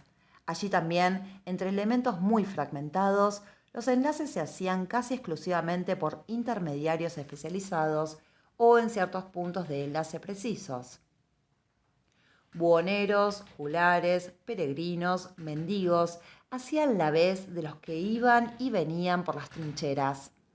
Los encuentros regulares producíanse en los mercados o con ocasión de las fiestas religiosas, tal como sucedió, por ejemplo, durante la Alta Edad Media. Realizadas gracias a un conjunto de interrogatorios de gentes de paso que servían de informadores, las crónicas monásticas se parecían mucho a los elementos que hubiesen podido llevar nuestros cabos si no se les hubiese faltado gusto para ello. Estas sociedades fueron siempre buen medio para el cultivo de las falsas noticias. Las relaciones frecuentes entre los hombres hacen fácil la comparación entre diversos relatos, excitan el sentido crítico. Por el contrario, se cree fervientemente el narrador que, a largos intervalos y por difíciles caminos, trae rumores lejanos. 3. Ensayo de una lógica del método crítico. La crítica del testimonio, que trabaja sobre realidades psíquicas, será siempre un arte lleno de sutilezas. Para ella no existe libro de recetas, pero es también un arte racional que descansa en la práctica metódica de alguna de las grandes operaciones del espíritu. Tiene, en una palabra, su dialéctica propia, que conviene intentar desentrañar. Supongamos que de una civilización desaparecida subsista un solo objeto y que, además, las condiciones de su descubrimiento prohíban ponerlo en relación aún con huellas extrañas al hombre, tales como ciertas sedimentaciones geológicas, ya que en esta rebusca de ligazones la naturaleza inanimada puede tener su parte. Será absolutamente imposible pronunciarse acerca de la fecha de origen de este único vestigio, ni acerca de su autenticidad, ya que no se restablece jamás una fecha, ni se comprueba, ni en suma se interpreta nunca un documento, sino por su inserción en una serie cronológica o en un conjunto sincrónico. Mabillon fundó la diplomática comparando los diplomas merovingios unas veces entre sí, otras con otros textos distintos por la época o la naturaleza. De la confrontación de las narraciones evangélicas nació la exégesis. En la base de casi toda crítica se inscribe un trabajo de comparación, pero los resultados de esta comparación nada tienen de automáticos. Acaba por hallar necesariamente, a veces semejanzas, a veces diferencias. Sin embargo, según los casos, el acuerdo de un testimonio con los testimonios vecinos puede imponer conclusiones exactamente opuestas. Consideremos primero el caso elemental de la narración. En sus memorias, que hicieron latir tantos corazones jóvenes, Marbotte cuenta, con gran abundancia de detalles, un rasgo de valentía del que se presenta como héroe. Si se le cree, en la noche del 7 al 8 de mayo de 1809, atravesó en una barca las agitadísimas aguas del Danubio, por entonces en plena crecida, para hacer en la otra orilla algunos prisioneros austríacos. ¿Cómo comprobar la anécdota? Acudiendo a otros testimonios. Poseemos las órdenes, los cuadernos de ruta, los informes dados por los ejércitos enfrentados. Atestiguan que, durante esa famosa noche, las fuerzas austríacas de las que Marbotte pretende haber encontrado las vivacs en la orilla izquierda ocupaban todavía la ribera opuesta. Además, puede leerse en la correspondencia de Napoleón que el 8 de mayo todavía no había empezado la crecida de las aguas.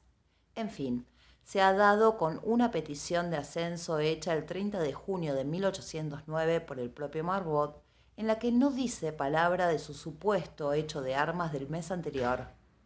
De un lado, pues, las memorias y de otro, un lote de textos que las invalidan. Conviene examinar estos testigos irreconciliables. ¿Qué alternativa se juzga más verosímil? Que en el mismo momento se hayan equivocado los estados mayores y el propio emperador, a menos que, quién sabe por qué, hayan alterado a sabiendas la realidad, o que el propio Marbotte de 1809, que deseaba ascender, pecara de loca modestia, o que, mucho más tarde, el viejo guerrero cuyas fanfarronadas son, por otra parte, notorias, le haya echado una nueva zancadilla a la verdad. Nadie dudará, las memorias mintieron una vez más. Aquí, pues, la comprobación de un desacuerdo arruinó uno de los testimonios opuestos. Se necesitaba que uno de ellos sucumbiera. Así lo exigía el más universal de los postulados lógicos, que un acontecimiento pueda ser y no ser al mismo tiempo, es cosa que prohíbe inexorablemente el principio de contradicción. Por el mundo existen eruditos que se empeñan ingenuamente en buscar el término medio entre afirmaciones antagónicas. Es como imitar al niño que, interrogado acerca del cuadrado de 2, y como uno de sus vecinos le soplara que 4 y otro que 8, creyó estar en lo justo contestando 6. Quedaba todavía por escoger entre el testimonio desechado y el que debía subsistir. Lo decidió un análisis psicológico. Del lado de los testigos se sopesaron, una tras otra, las razones presuntas de veracidad, de mentira o de error. Hallamos, en este caso, que esta apreciación tenía un carácter de evidencia casi absoluta. En otras ocasiones no dejará de mostrarse afectada de un coeficiente de incertidumbre mucho más elevado. Las conclusiones que se fundamentan en una delicada dosificación de motivos suponen, de lo infinitamente probable a lo estrictamente verosímil, una larga degradación. Pero veamos ahora ejemplos de otro tipo. Una carta de donación que se dice del siglo XII aparece escrita sobre papel cuando todos los originales de esa época, hasta hoy hallados, lo fueron en pergamino. La forma de las letras aparece muy distinta del dibujo que se observa en otros documentos de la misma fecha. El idioma abunda en palabras y giros estilísticos extraños al uso general. O la talla de una herramienta que se cree paleolítica revela procedimientos de fabricación empleados, según sabemos, en tiempos mucho más recientes. Sacaremos la conclusión de que la carta y la herramienta son falsas. Igual que antes, el desacuerdo condena, más por razones de un orden muy distinto. La idea que ahora guía la argumentación es que en la misma generación de una misma sociedad reina una similitud de costumbres y de técnicas demasiado fuerte para permitir que ningún individuo se aparte sensiblemente de la práctica común. Tenemos, por cierto, que un francés del tiempo, de Luis VII, trazaba sus palotes más o menos como sus contemporáneos, que se expresaba poco más o menos en sus mismos términos, que se servía de los mismos materiales. Que si un obrero de las tribus magdalenienses hubiese podido disponer de una sierra mecánica para recortar sus puntas de hueso, sus camaradas lo hubiesen usado lo mismo. En resumen, el postulado es aquí de orden sociológico, confirmadas, sin lugar a duda, en su valor general, por una constante experiencia de la humanidad, las nociones de endósmosis colectiva, de presión del número, la imperiosa imitación sobre la que descansa, se confunden al final con el concepto mismo de civilización. Mas la semejanza no debe ser excesiva, porque entonces dejaría de declarar en favor del testimonio. Al contrario, pronunciaría su condena. Cualquiera que tomara parte en la batalla de Waterloo supo que Napoleón la perdió. Un testigo muy original que asegurara lo contrario sería tenido por falso testigo. Por otra parte, consentimos en aceptar que no existen en francés muchas maneras distintas de decirlo si nos atenemos a esta sencilla y burda comprobación. Pero dos testigos o sedicentes testigos describirían la batalla con las mismas palabras o, aun a costa de cierta diversidad de expresión, exactamente con los mismos detalles. Se llegará a la conclusión de que uno de ellos copió al otro o que ambos copiaron un modelo común. En efecto, nuestra razón rehúsa admitir que dos observadores colocados necesariamente en dos puntos distintos del espacio y dotados de facultades de atención desiguales hayan podido notar, punto por punto, los mismos episodios. Al igual que no se aceptaría que dos escritores, trabajando independientemente el uno del otro, hubieran fortuitamente escogido los mismos términos entre las innumerables palabras del idioma francés y los hubiesen reunido de la misma manera para contar las mismas cosas. Si las dos narraciones aseguran haberse basado directamente en la realidad, es necesario que por lo menos una de ellas falte a la verdad. Todavía más, considérese en dos monumentos antiguos, ambos esculpidos en piedra, dos escenas guerreras. Se refieren a campañas distintas, sin embargo, se representan bajo rasgos casi idénticos. El arqueólogo dirá, seguramente uno de los dos artistas plagió al otro, a menos que ambos se hayan contentado con reproducir un mismo modelo. No importa que entre los combates solo haya habido un corto intervalo, que en ellos se hayan enfrentado tal vez adversarios de los mismos pueblos, egipcios contra hititas, Asur contra Elam. Nos sublevamos contra la idea de que en la inmensa variedad de las actitudes humanas, dos acciones distintas, en momentos diversos, hayan podido renovar exactamente los mismos gestos, como testimonio de los fastos militares que disimulan recordar. Una de ambas imágenes, por lo menos, si no las dos, es sin duda un fraude. Así la crítica se mueve entre estos dos extremos, la similitud que justifica y la que desacredita, porque el azar de los encuentros tiene sus límites y la armonía social está hecha de mallas poco tirantes. En otros términos, estimamos que existe en el universo y en la sociedad una suficiente uniformidad para excluir la eventualidad de divergencias extremas. Pero esta uniformidad, tal como nos la representamos, obedece a caracteres muy generales. Supone, pensamos, y de alguna manera engloba, tan pronto como se penetra en lo real, un número de combinaciones posibles demasiado cercanas al infinito para poder concebir su espontánea repetición. Se necesita un acto voluntario de imitación. En fin de cuentas, la crítica del testimonio se apoya en una instintiva metafísica de lo igual y lo desigual, de lo uno y lo múltiple. Cuando la hipótesis de la copia se ha impuesto así, quedan por fijar las direcciones e influencias. ¿Bebieron ambos documentos en una fuente común? Suponiendo que uno de ellos, por el contrario, sea original, ¿cómo reconocerle este título? A veces la contestación será dada por criterios exteriores, tales como, por ejemplo, las fechas relativas, si es posible establecerlas. Sin esta ayuda, el análisis psicológico, ayudándose en los caracteres internos del objeto o del texto, volverá por sus derechos. Es evidente que no implica reglas mecánicas. Hay que creer, por ejemplo, y convertir en principio, como parecen hacer algunos eruditos, que los plagiarios multiplican constantemente nuevas invenciones, de manera que el texto más sobrio y el menos inverosímil tendría siempre la posibilidad de ser el más antiguo. A veces es cierto, de inscripción en inscripción, vemos multiplicarse desmesuradamente el número de enemigos caídos bajo los golpes de un rey asirio. Pero también sucede que la razón se revela. La más fabulosa de las pasiones de San Jorge es la primera cronológicamente. Con el tiempo, los redactores sucesivos han sacrificado primero tal hecho, luego tal otro, cuya intemperante fantasía les chocaba en el viejo relato. Hay muchas maneras distintas de imitar, varían según el individuo, a veces según las modas comunes a una generación. Al igual que cualquier otra actitud mental, no debemos presuponerlas alegando que nos parecían naturales. Felizmente los plagiarios se traicionan con frecuencia por sus errores. Cuando no comprenden su modelo, los contrasentidos denuncian el fraude.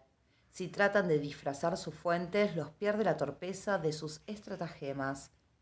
Conocí un estudiante que, durante un examen, fija la mirada en el trabajo de su vecino, transcribía, con cuidado, todas las frases al revés, mudando los sujetos en atributos y el activo en pasivo. No logró más que suministrar al profesor un excelente ejemplo de crítica histórica. Desenmascarar una imitación no es sino reducir a uno solo lo que primero creíamos dos o varios testimonios. Dos contemporáneos de Marbotte, el conde de Segur y el general Pelet, han dado del pretendido cruce del Danubio un relato análogo al suyo. Pero Segur venía tras Pelet. Lo había leído, no hizo en sustancia más que copiarlo. En cuanto a Pelet, no importa que haya escrito antes que Marbotte. Era su amigo y sin ninguna duda le había oído muchas veces evocar sus proezas ficticias porque el infatigable jactancioso se preparaba a gusto, engañando a sus amistades para mistificar a la posteridad. Marboté es, pues, nuestro único fiador, ya que los que parecen responder por él hablaron después de él. Cuando Tito Livio reproduce a Polibio, aún adornándole, nuestra única autoridad es Polibio. Cuando Eginhard, bajo el pretexto de pintarnos a Carlomagno, calca el retrato de Augusto por Suetonio, ya no hay en sentido propio testimonio que valga.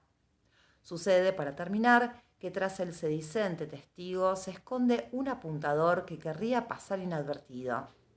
Estudiando el proceso de los templarios, Roberto Lea observó que, cuando dos acusados pertenecían a dos casas distintas y eran interrogados por el mismo inquisidor, se les veía, invariablemente, confesar las mismas atrocidades y las mismas blasfemias.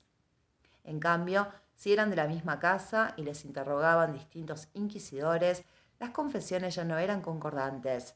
La conclusión es evidente. El juez dictaba las respuestas. Es un rasgo del que creo se podrían encontrar otros ejemplos en los anales judiciales. En ningún sitio, sin duda, el papel desempeñado por el razonamiento crítico, por lo que podría llamarse el principio de semejanza limitada, aparece a una luz más curiosa que con la aplicación de un método de los más nuevos, la crítica estadística. Pongamos por caso que yo estudio la historia de los precios entre dos fechas determinadas, en una sociedad coherente y recorrida por activas corrientes de intercambio. Tras de mí, un segundo investigador y después un tercero trabajan en el mismo tema, pero con la ayuda de elementos distintos de los míos y distintos igualmente entre sí. Otros libros de contabilidad, otros índices de precios. Cada uno por nuestro lado establecemos nuestros promedios anuales, nuestros números índices a partir de una base común, nuestras gráficas. Las tres curvas son parecidas y se sacará la conclusión de que cada una de ellas dé una imagen sumariamente exacta del movimiento. ¿Por qué? La razón no es tan solo que en un medio económico homogéneo las grandes fluctuaciones de precios deben necesariamente obedecer a un ritmo sensiblemente uniforme. Esta consideración bastaría, sin duda, para hacer sospechosas curvas brutalmente divergentes, no para asegurarnos que, entre todos los trazos posibles, el que las tres gráficas coinciden en dar sea, porque coinciden en ello, forzosamente el verdadero. Pesar 3 veces algo en balanzas igualmente descompuestas adrede dará la misma cifra y esa cifra será falsa. Aquí todo el razonamiento descansa sobre el análisis del mecanismo de los errores. De esos errores de detalle, ninguna de las tres listas de precios está libre. En materia de estadística, son casi inevitables. Podemos suponer eliminadas las equivocaciones personales del investigador, sin hablar de equivocaciones más groseras. ¿Quién de nosotros se atreverá a asegurar no haberse equivocado nunca en el horrendo dédalo de las antiguas medidas? Por maravillosamente atento que se imagine al erudito, siempre quedarán las trampas tendidas por los mismos documentos. Algunos precios pudieron ser, por ligereza o mala fe, transcritos inexactamente. Otros serán excepcionales, precio de amigo, por ejemplo, o al revés, precio para bobos, y por eso mismo muy propios para equivocar los promedios. Las listas de precios que registran los cursos medios, valederos en los mercados, no siempre habrán sido calculadas a la perfección, pero en gran número de precios estos errores se compensan, porque sería completamente inverosímil que siempre se hubiesen desviado en el mismo sentido. Así, si la concordancia de los resultados obtenidos con la ayuda de datos distintos confirman los unos por los otros, es porque en su base la concordancia de las negligencias, los menudos engaños, las menudas complacencias, nos parece con razón inconcebible.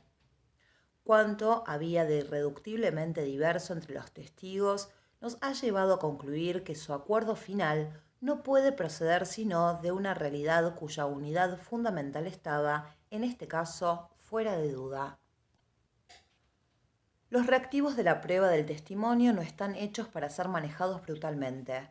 Casi todos los principios racionales, casi todas las experiencias que los guían, encuentran, por poco que se les examine a fondo, sus límites en principios o experiencias contrarias. Como toda lógica que se respete, la crítica histórica tiene sus antinomias, cuando menos aparentes. Para que un testimonio sea reconocido como auténtico, hemos visto que el método exige que presente una cierta similitud con los testimonios vecinos. Sin embargo, si se aplicara este precepto al pie de la letra, ¿qué sería de los descubrimientos? Quien dice descubrimiento, dice sorpresa, dice semejanza. La práctica de una ciencia que se limitara a comprobar que todo sucede siempre tal como se esperaba no serviría para gran cosa ni sería divertida. Hasta ahora no se ha encontrado ninguna carta de donación escrita en francés en vez de serlo en latín como lo fueron anteriormente, anterior al año 1204. Imaginémonos que mañana un investigador hable de una carta francesa fechada en 1180. ¿Resolveremos que el documento es falso o que nuestros conocimientos eran insuficientes?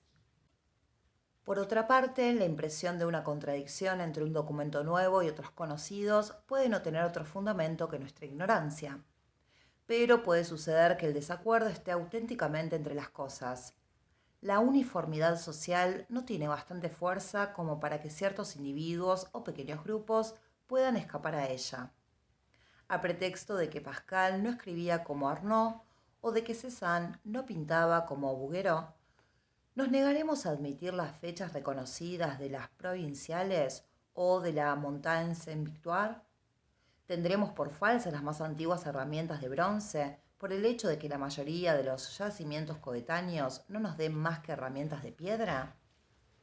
Estas falsas conclusiones no tienen nada de imaginarias y sería muy larga la lista de los hechos que de buenas a primeras ha negado la rutina erudita porque eran sorprendentes. Desde la solatría egipcia, de la que Voltaire se reía tanto, hasta los vestigios romanos de la era terciaria. Pero si lo vemos más de cerca, la paradoja metodológica no es sino superficial. El razonamiento de las semejanzas no pierde sus derechos, solo importa que un análisis más exacto discierna los saltos posibles y los puntos de similitud necesarios. Toda originalidad individual tiene sus límites. El estilo de Pascal es únicamente suyo, pero su gramática y su vocabulario son de su tiempo. Aunque emplease una lengua inusitada, nuestra supuesta carta de donación de 1180, por mucho que difiera de otras de esa fecha, hasta hoy conocidas, para ser juzgada auténtica, necesitaría que su francés se conformara, en líneas generales, al estado del lenguaje fijado en esa época en los textos literarios, y que las instituciones mencionadas correspondiesen a las de la época. La comparación crítica bien entendida no se satisface solo con aproximar testimonios en un mismo plano temporal. Un fenómeno humano es siempre una malla de una serie que atraviesa las edades. El día en que un nuevo Brain-Lucas pusiera sobre la mesa de la academia un puñado de autógrafos pretendiendo probarnos que Pascal inventó, antes que Einstein, la relatividad generalizada, podríamos estar seguros de antemano de que todas las cartas eran falsas. No es que Pascal fuera incapaz de hallar lo que no hallaron sus contemporáneos, sino que la teoría de la relatividad tiene su punto de arranque en un largo desarrollo previo de especulaciones matemáticas. Por grande que fuera, ningún hombre podría, por la sola fuerza de su genio, suplir ese trabajo de generaciones. Por el contrario, cuando se descubrieron las primeras pinturas paleolíticas, vimos a ciertos sabios negar su autenticidad y su fecha con el pretexto de que semejante arte no había podido florecer y luego desvanecerse. Esos escépticos razonaban mal. Hay cadenas que se rompen y las civilizaciones son mortales. Cuando se lee, dice en resumen el padre de Laie, que la Iglesia celebra el mismo día el santo de dos de sus servidores, muertos ambos en Italia, que la conversión del uno y del otro se debió a la lectura de la vida de santos, que cada uno de ellos fundó una orden religiosa bajo el mismo vocablo, que ambas órdenes fueron suprimidas por dos papas homónimos. No hay nadie que no esté tentado de decir que se ha inscrito en el martirologio con dos nombres distintos a un solo individuo, desdoblado por error. Y sin embargo es muy cierto que igualmente conquistados para la vida religiosa por el ejemplo de pías biografías, San Juan Colombini estableció la orden de los jesuatos e Ignacio de Loyola la de los jesuitas, que ambos murieron un 31 de julio, el primero cerca de Siena en 1367 y el segundo en Roma en 1556. Que los jesuatos fueron disueltos por el Papa Clemente IX y la Compañía de Jesús por Clemente XIV. El ejemplo es chocante y sin duda no es único. Si por casualidad un cataclismo no deja subsistir de la obra filosófica de estos últimos siglos, sino algunos menguados lineamientos, ¿cuántos escrúpulos de conciencia no preparan para los eruditos del porvenir la existencia de dos pensadores, ingleses ambos, llamados los dos Bacon, y ambos de acuerdo en dar en sus doctrinas una gran importancia al conocimiento experimental? M. Paí ha condenado como legendarias muchas viejas tradiciones romanas por el solo hecho, o punto menos, de que en ellas aparecen los mismos nombres asociados a episodios bastante semejantes. Pese a la crítica del plagio, cuya alma es la negación de repeticiones espontáneas de acontecimientos y de palabras, la coincidencia es una de esas extravagancias que no se dejan eliminar de la historia. Pero no sería suficiente reconocer, en general, la posibilidad de encuentros fortuitos. Reducida a esta sencilla comprobación, la crítica se equilibraría incesantemente entre el pro y el contra. Para que la duda venga a ser instrumento de conocimiento, es necesario que en cada caso particular pueda pesarse con alguna exactitud el grado de verosimilitud de la combinación. Aquí la investigación histórica, como tantas otras disciplinas del espíritu, cruza su ruta con el gran camino real de la teoría de las probabilidades. Valuar la probabilidad de un acontecimiento es medir las oportunidades que tiene de producirse. Sentado esto, ¿es legítimo hablar de la posibilidad de un hecho pasado? En sentido absoluto, evidentemente no. Solo el porvenir es aleatorio. El pasado es un dato que ya no deja lugar a lo posible. Antes de echar los dados, la probabilidad para que apareciera cualquiera faceta era 1 contra 10. Una vez vaciado el cubilete, el problema desaparece. Puede que dudemos más tarde si fue el 3 o el 5 el que salió.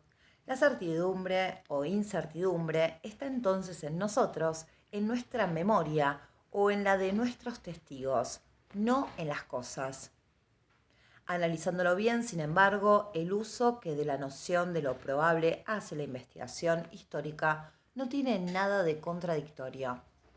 ¿Qué hace en efecto el historiador que se interroga acerca de la probabilidad de un acontecimiento pasado, sino transportarse por un audaz movimiento del espíritu ante este mismo acontecimiento para medir sus probabilidades tal como se presentaban la víspera de que acaeciese? La probabilidad vive, pues, en el porvenir, pero la línea del presente ha sido, en cierta manera, imaginariamente retirada hacia atrás, de tal modo que es un porvenir de antaño construido con un fragmento de lo que actualmente es, para nosotros, el pasado.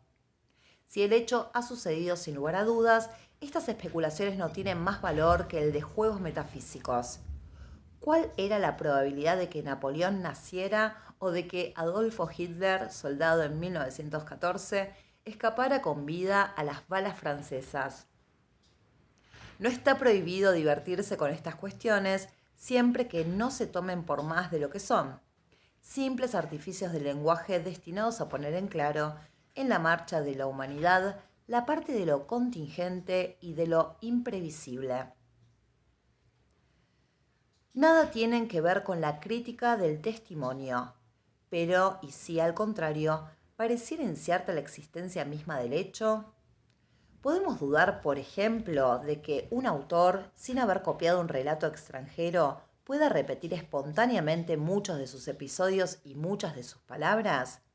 ¿Es que la sola casualidad o no sé qué armonía divinamente preestablecida basta para explicar tan extraordinaria semejanza entre los protocolos de los sabios de Sion y los panfletos de un oscuro polemista del Segundo Imperio? según que la coincidencia parezca afectada por un mayor o menor coeficiente de probabilidades. Antes de la composición del relato, admitiremos o no su verosimilitud. Sin embargo, las matemáticas del azar descansan sobre una ficción. En todos los casos posibles postulan desde el principio la imparcialidad de las condiciones. Si existiera una causa particular que favoreciera por adelantado a uno u otro, vendría a ser como un cuerpo extraño en el cálculo. El dado de los teóricos es un cubo perfectamente equilibrado. Si bajo una de sus facetas se introdujera un grano de plomo, la suerte de los jugadores dejaría de ser idéntica. Pero en la crítica de los testimonios, casi todos los dados tienen trampa, porque elementos humanos delicadísimos intervienen constantemente para inclinar la balanza hacia una eventualidad privilegiada. A decir verdad, es excepción una de las disciplinas históricas, la lingüística, o por lo menos aquellas de sus ramas que se interesan por establecer el parentesco entre los idiomas. Muy diferente por su alcance de las operaciones propiamente críticas, esta investigación tiene con muchas de ellas el rasgo común de esforzarse en descubrir filiaciones. Pero las condiciones sobre las que razona están excepcionalmente cercanas de la convención primordial de igualdad familiar a la teoría del azar. Débese esta prerrogativa a las particularidades mismas de los fenómenos del lenguaje. En efecto, no solo el número inmenso de combinaciones posibles reduce a un valor ínfimo la probabilidad de su abundante repetición fortuita en las distintas lenguas, sino que, cosa todavía más importante, dejando aparte algunas raras armonías imitativas, las significaciones atribuidas a esas combinaciones son completamente arbitrarias. Ninguna ligazón previa de imágenes impone que las asociaciones muy próximas, tú y tú pronunciado a la francesa o a la latina, sirvan para designar la segunda persona. Si se comprueba, pues, que desempeñan este papel al mismo tiempo en francés, en italiano, en español y en rumano. Si se observa al mismo tiempo una multitud de otras correspondencias igualmente irracionales, la única explicación sensata será que el francés, el italiano, el español y el rumano tienen un origen común. Porque, siendo indiferentes las diversas posibilidades, un cálculo de probabilidades casi puro impone la decisión. Pero falta mucho para que esta sencillez sea lo corriente. Varios diplomas de un soberano medieval acerca de asuntos diferentes reproducen las mismas palabras y los mismos giros. Después afirman los fanáticos de la crítica de estilos que los redactó el mismo notario. Estaríamos de acuerdo si el solo azar jugara en este caso. Cada sociedad y aún más, cada grupo profesional tiene sus hábitos lingüísticos. No bastaba pues enumerar los puntos de similitud. Habría habido que distinguir entre ellos lo raro de lo usual. Únicamente las expresiones verdaderamente excepcionales pueden denunciar a un autor, suponiendo que de bien entendido que las repeticiones sean lo suficientemente numerosas. El error reside en atribuir a todos los elementos del discurso un peso parejo, como si los coeficientes variables de preferencia social que afectan a cada uno de ellos no fueran granos de plomo que contrarían la equivalencia de las probabilidades.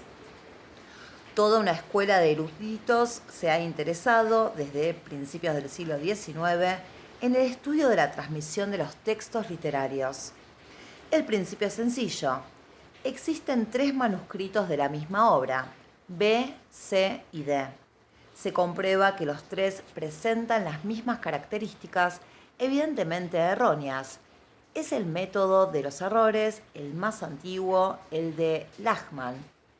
O, más generalmente, se encuentran en ello las mismas características, buenas o malas, pero distintas de las de la mayoría de los demás manuscritos. Es el recuento integral de las variantes preconizado por Don Quentin.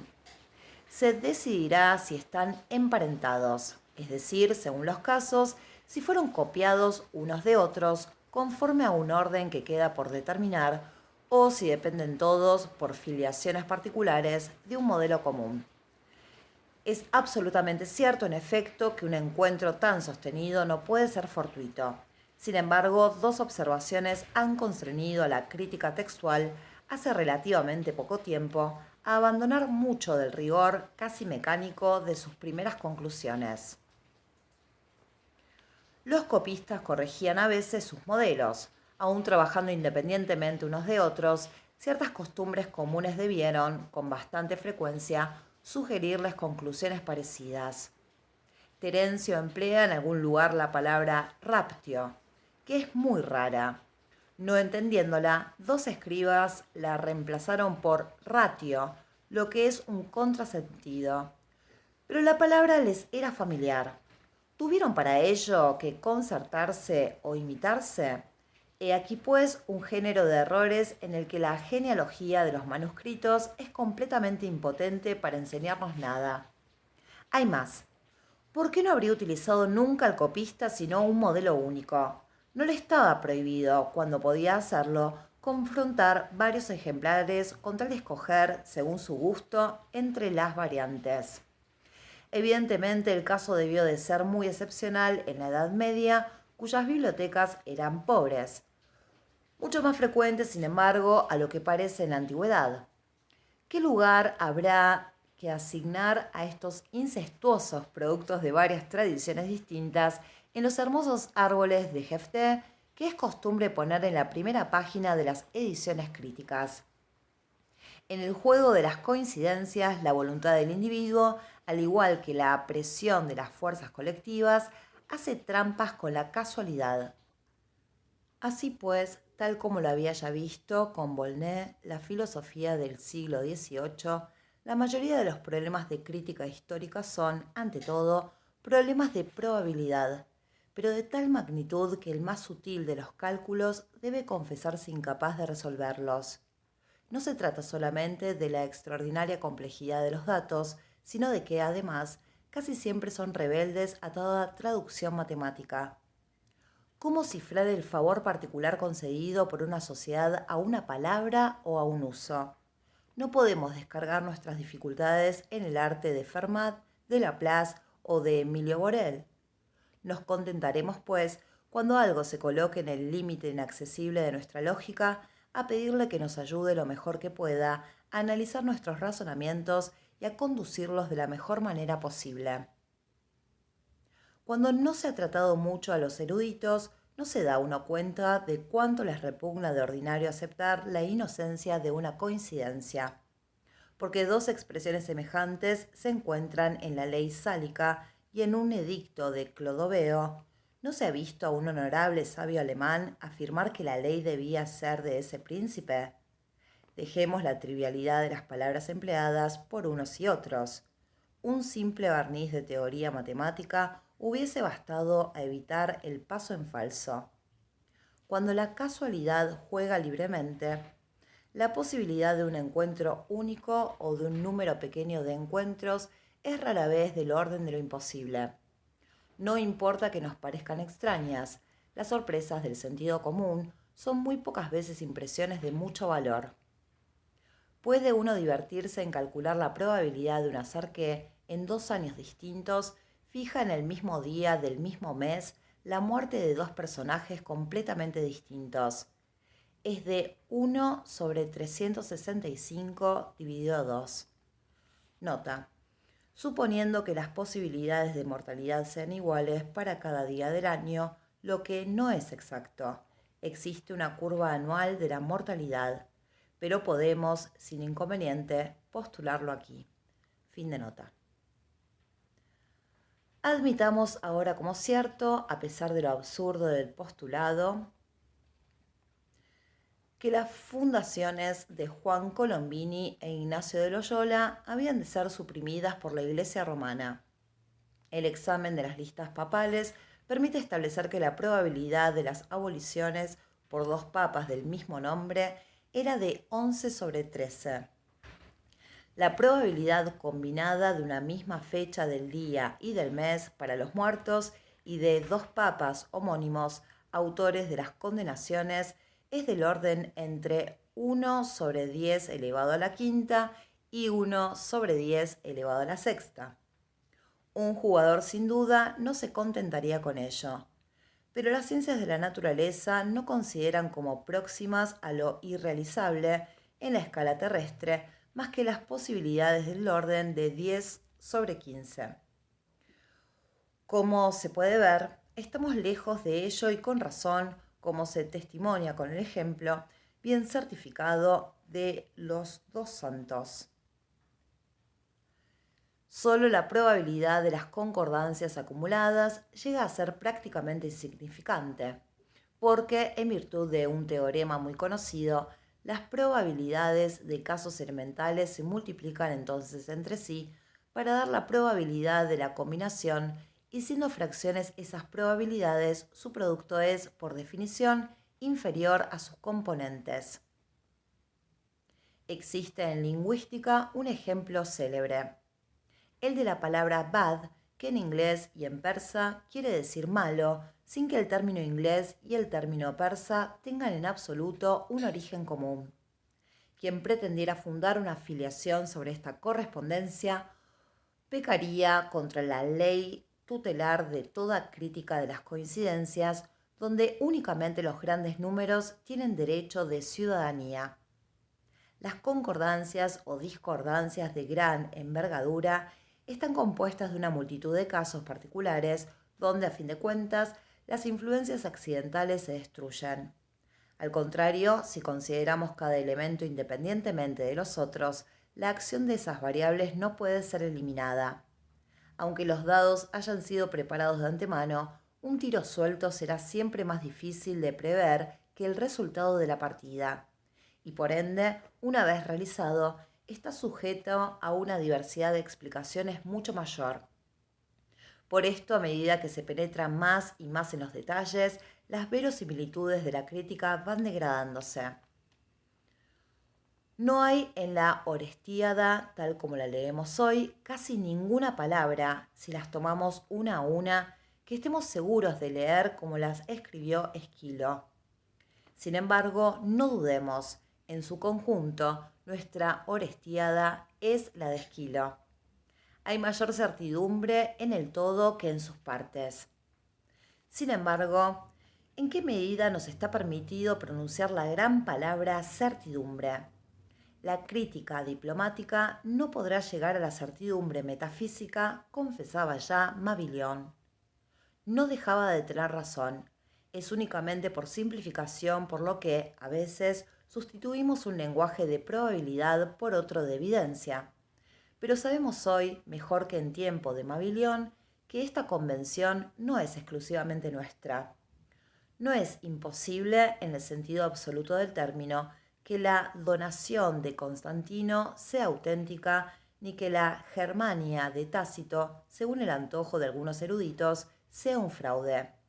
En el mismo sentido, tampoco es imposible que escribiendo al azar en el teclado de una máquina, un mono pueda fortuitamente reconstruir, letra por letra, la donación o la Germania.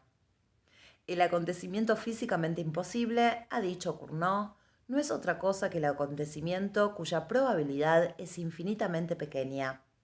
Limitándose a dosificar lo probable y lo improbable, la crítica histórica no se distingue de la mayoría de las demás ciencias de lo real, sino por un escalonamiento de grados, sin duda alguna más matizado. ¿Se mide siempre con exactitud la inmensa ganancia representada por la aparición de un método racional de crítica aplicado al testimonio humano? Entiendo la palabra ganancia no solamente para el conocimiento histórico, sino para el conocimiento en general. En tiempos pasados, a menos que hubiera por adelantado razones muy serias para sospechar de que fueran mentirosos testigos o narradores, todo hecho afirmado era, la mayoría de las veces, un hecho aceptable. No digamos que de eso hace ya mucho tiempo. Lucien Febvre lo ha demostrado excelentemente por lo que se refiere al Renacimiento. No se pensaba, no se actuaba de manera distinta en épocas bastante próximas a la nuestra para que sus obras maestras sean todavía para nosotros un alimento vivo. No digamos que tal era, naturalmente, la actitud de esa masa crédula, cuyo peso amenaza constantemente arrastrar nuestras frágiles civilizaciones hacia horrendos abismos de ignorancia y de locura. No lo digamos porque ello sucede hasta en nuestros días y en esa similitud aparece mezclado, desgraciadamente, más de un semisabio. Entonces las más firmes inteligencias no podían escapar al prejuicio común. ¿Contábase que había caído una lluvia de sangre? Era pues que había lluvia de sangre. Leía Montaigne en sus queridos clásicos tal o cual tontería acerca del país cuyos habitantes nacían sin cabeza, o algo acerca de la fuerza prodigiosa del pececito rémora. Así lo inscribía, sin chistar, entre los argumentos de su dialéctica. Tan capaz como era de desmontar ingeniosamente el mecanismo de un falso rumor, desconfiaba mucho más de las ideas recibidas que de los hechos supuestamente comprobados. Así reinaba, según el mito rabeselesiano, el viejo de oídas. Así sucedía tanto en el mundo físico como en el mundo de los hombres, en aquel tal vez todavía más que en este, porque, instruidos por una experiencia más directa, se dudaba más fácilmente de un acontecimiento humano que de un meteoro o de un pretendido accidente de la vida orgánica. ¿Repugnaba a vuestra filosofía a los milagros o vuestra religión a los milagros de otras religiones? Tenían que esforzarse en descubrir penosamente aquellas sorprendentes manifestaciones de causas supuestamente inteligibles que de hecho se aceptaban como acciones demoníacas e influjos ocultos para continuar adheridos a un sistema de ideas o de imágenes completamente extrañas a lo que hoy llamaríamos pensamiento científico. Negar la manifestación en sí era audacia que no se le ocurría al espíritu. Pomponazzi, corifeo de esa escuela paduana tan extraña a lo sobrenatural cristiano, no creía que los reyes, así fuesen ungidos por el crisma de la santa ampolla, pudiesen, porque fuesen reyes, curar a los enfermos con solo tocarlos, y sin embargo no ponía en duda las curaciones. Las explicaba por una propiedad fisiológica que creía hereditaria. Lo glorioso de la función sacra era retrotraído a las virtudes curativas de una saliva dinástica. Si nuestra imagen del universo ha podido ser hoy purificada de tantos prodigios ficticios que habían sido confirmados, al parecer, por el consenso de generaciones enteras, se lo debemos con seguridad y ante todo a la noción de un orden natural que obedece a leyes inmutables. Pero esta misma noción no pudo establecerse tan sólidamente y las observaciones que parecían contradecirla no pudieron ser eliminadas sino gracias al paciente trabajo de una experiencia proseguida sobre el hombre mismo, considerado como testigo. Ahora somos capaces de hallar y de explicar las imperfecciones del testimonio. Hemos adquirido el derecho de no creerlo siempre, porque sabemos, mejor que en el pasado, cuándo y por qué no debe ser creído. Es así como las ciencias han conseguido librarse del lastre de muchos falsos problemas. Pero el conocimiento puro tampoco aquí puede separarse de la conducta. Richard Simon, cuyo nombre en la generación de nuestros fundadores ocupa un lugar de primera fila, no nos ha dejado únicamente admirables lecciones de exégesis. Se le vio un día emplear la acuidad de su inteligencia en salvar a algunos inocentes perseguidos por la estúpida acusación de un crimen ritual. El encuentro no tenía nada de arbitrario. De ambas partes la necesidad de limpieza intelectual era la misma y un mismo instrumento permitía satisfacerla. Obligada constantemente a guiarse según las relaciones de los demás, la acción no está menos interesada que la investigación en pensar su exactitud, ni posee, para lograrlo, medios distintos. Digámoslo mejor, sus medios son los que la erudición había ya forjado. En el arte de dirigir útilmente la vida, la práctica judicial no ha hecho sino seguir los pasos, y no sin retraso, de los volandistas y los benedictinos. y los propios psicólogos no hallaron en el testimonio directamente observado y provocado un objeto científico, sino mucho tiempo después de que la turbia memoria del pasado hubo empezado a ser sometida a pruebas razonadas. En nuestra época, más que nunca expuesta a las toxinas de la mentira y de los falsos rumores, es vergonzoso que el método crítico no figure ni en el más pequeño rincón de los programas de enseñanza, pues no ha dejado de ser sino el humilde auxiliar de algunos trabajos de laboratorio. Sin embargo, ve abrirse ante él, de aquí en adelante, horizontes mucho más vastos y la historia tiene el derecho de contar entre sus glorias más seguras el haber abierto hacia los hombres, gracias a la elaboración de la técnica de la crítica del testimonio, una nueva ruta hacia la verdad y por ende hacia la justicia.